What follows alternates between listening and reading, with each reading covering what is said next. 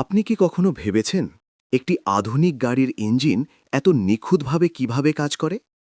এর সব কিছু নিয়ন্ত্রণ করে একটি স্মার্ট সিস্টেম, যার নাম ইসিইউ বা ইঞ্জিন কন্ট্রোল ইউনিট। একে ইঞ্জিনের মস্তিষ্কও বলা হয়। ইঞ্জিনে থাকে fuel rail, injector, ignition coil এবং বিভিন্ন সেন্সর, যেমন MAP sensor, knock sensor, cam shaft position sensor, oxygen sensor এবং ইসিটি সেন্সর। এই সেন্সরগুলো ইঞ্জিনের বিভিন্ন তথ্য ইসিইউতে পাঠায়।